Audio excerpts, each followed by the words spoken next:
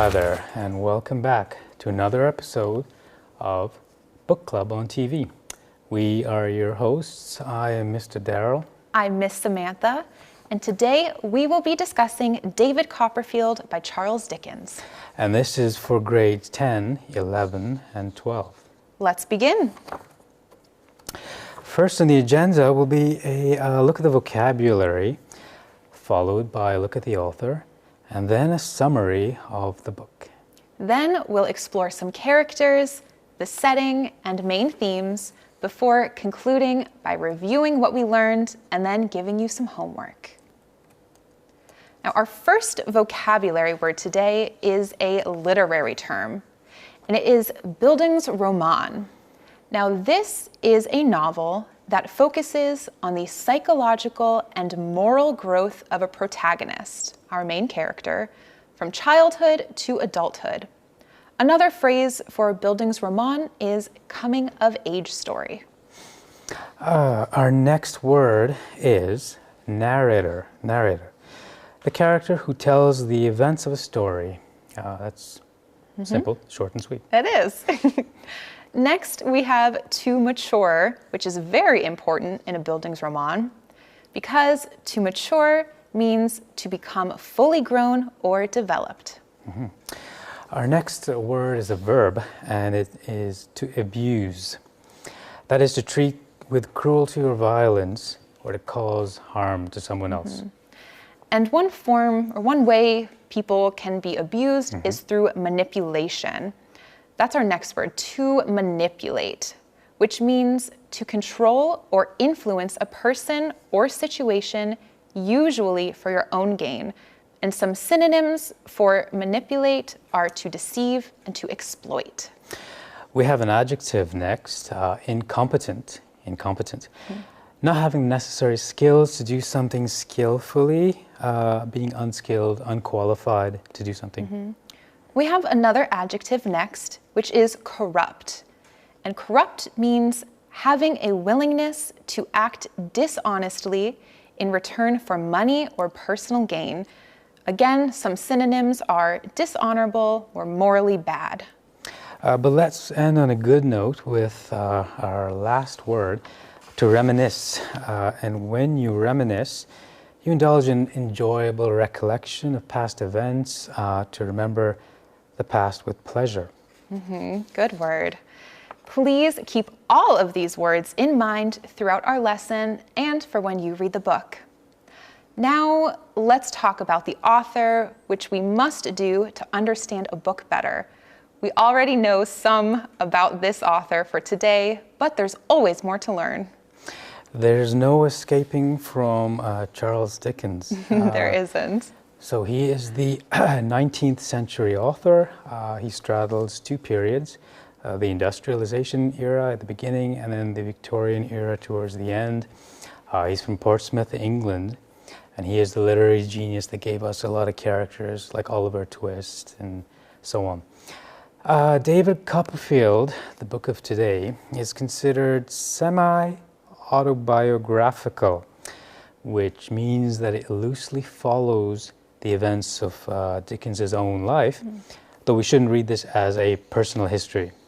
After all, he notes that the book is, and I quote, a very complicated weaving of truth and invention.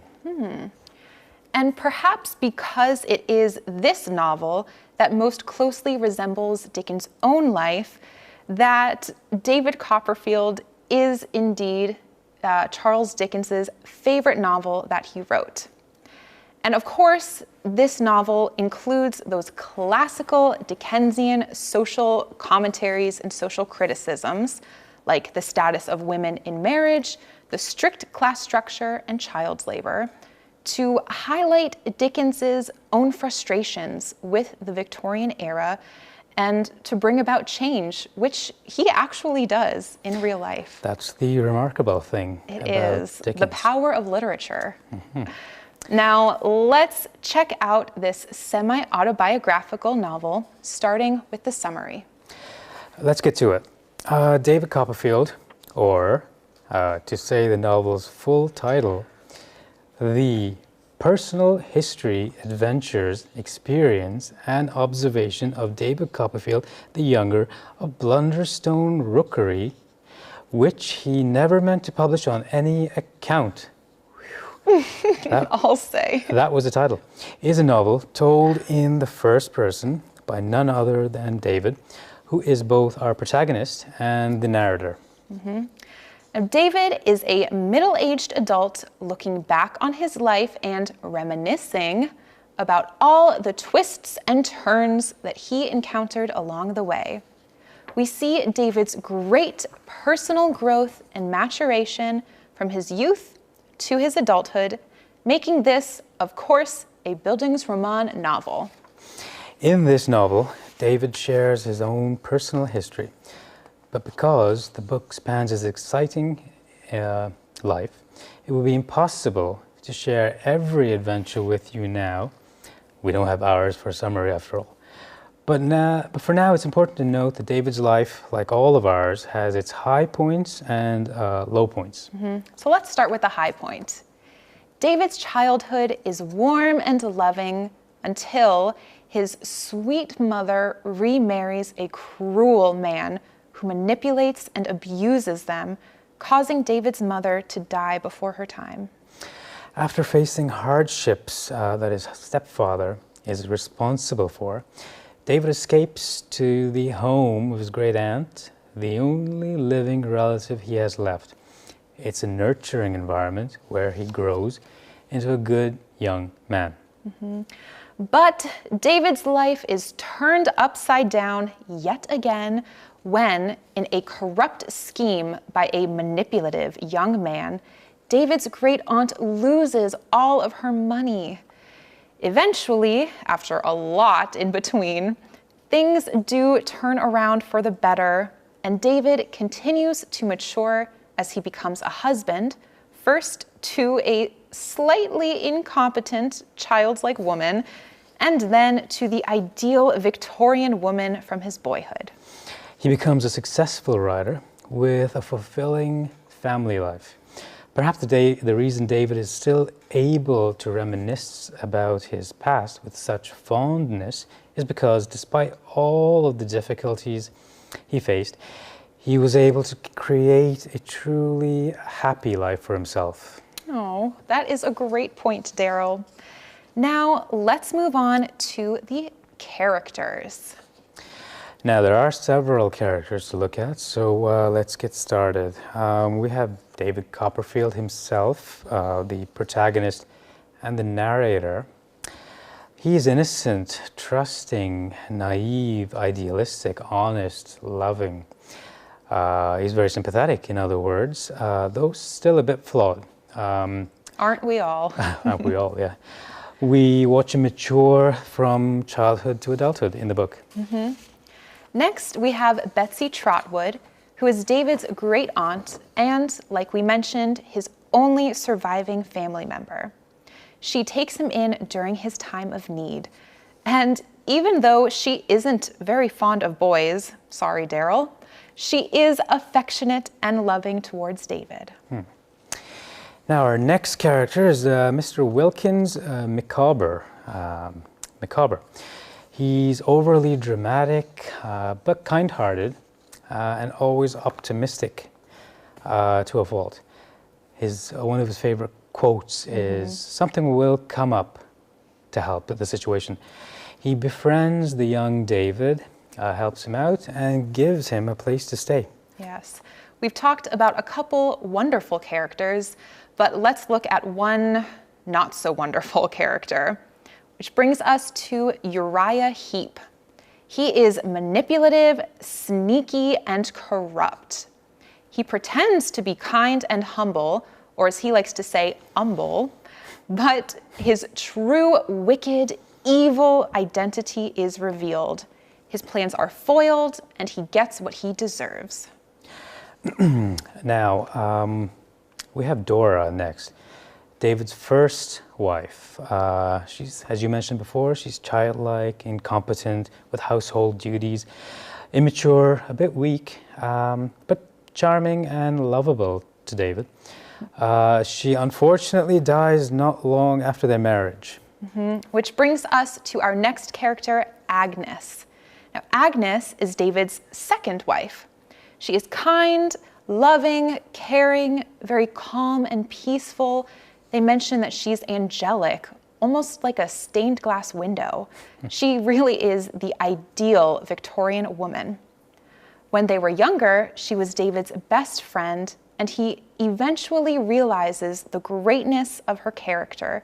They fall in love and have a happy family and marriage. And we love a happy ending, don't we? I certainly do. So now let's move on to our setting. Now, setting, that is an interesting term. What's that all about? So setting is the time and place, or when and where, of our story. Okay, let's get to it then. I'll start with the when of the story. It is the Victorian era, time that Dickens wrote the novel, and it is about a narrator looking back, reflecting on his past. At first glance, the work is actually modeled on the loose and somewhat chaotic way of writing personal histories from the late 18th century in England. So this was a genre, the writing of sort of fake personal histories. In this case, though, in Dickens's case, he did try to write an autobiography at first, failed it, and then took a lot of those ideas and turned it into David Copperfield. Wow. Well, I'm very glad that he failed in his autobiography, so we now have this incredible work. Something great came out of his failure. That's another good lesson to learn. That's true. Now, that brings us to the where. This novel takes place in many different villages, towns, and cities in England, but it is less urban and more rustic compared to some of Dickens's other novels.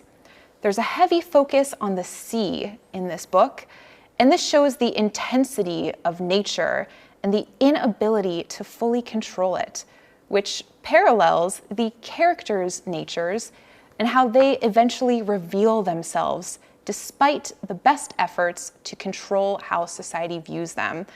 And I think this brings us perfectly into our main themes.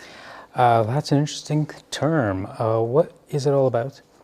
I'm glad you asked, because, Daryl, the main theme of a story is what the author is trying to communicate through the characters and events. In other words, the main theme is the main idea of the story. And let's look at probably the biggest theme of this book now. Yeah, I'd agree, Samantha. And that is the Bildungsroman theme or genre. David, of course, faces challenges throughout his life. But instead of letting them crush him and put him down, he responds with bravery and skill. He has experiences both good and bad, but they shape him into the gentleman that he becomes. So quite a theme. It is. And it's also interesting to note which experiences stand out to David as having been influential. In the moment, maybe we don't realize how significant a time can be in our lives, but as we mature, we can reminisce and see the threads that tie our identity together, and we can see how certain events led us to the path that we find ourselves on in the present. It takes a level of maturity to reflect and find those connections, which further proves that David has grown and matured. And there are so many more themes for you to discover when you read the book, but for now, we are almost out of time, so let's review what we've learned. First, we talked about the author, Charles Dickens. We went over the summary of the life of David Copperfield from the time of his birth to his mature adulthood. Next, we looked at some important characters in David's life, then the setting of England in the 19th century, and finally, we talked about the theme of the Bildungsroman and maturing. This will be a good time to bring up the vocabulary from the beginning of the lesson. I will recount the words once more for everyone. We have Bildungsroman, narrator, to mature, to abuse, to manipulate, incompetent, corrupt, and to reminisce. Yes, we can reminisce about this lesson on later days, Daryl. Or in our homework. Oh, exactly. In our homework, we'll reminisce. Good point. By the way, I have enjoyed all of the responses that have been coming in from students around Georgia. And I think it's a good way for them to kind of be present in chairs around us and participating in this discussion. Yes, that is such a good point. We love hearing from you guys because we get to hear your ideas and not just the two of ours. So please keep them coming. Now, today we have something a little different. We don't have a question for you. We have a writing prompt. And that is, imagine you are middle-aged, reminiscing about your past. Write a short Bildungsroman story focusing on the important experiences throughout your life and how they shaped you into the middle-aged adult that you are. Have fun with this creative assignment. I think it's going to be great. I'm so excited to hear. It does sound very interesting. And it should be submitted to www.englishbookeducation.co.uk/homework. Thank you all so much for joining us today. We've had quite the fun time, and we look forward to seeing you again next week. Bye, everyone. Have a great week.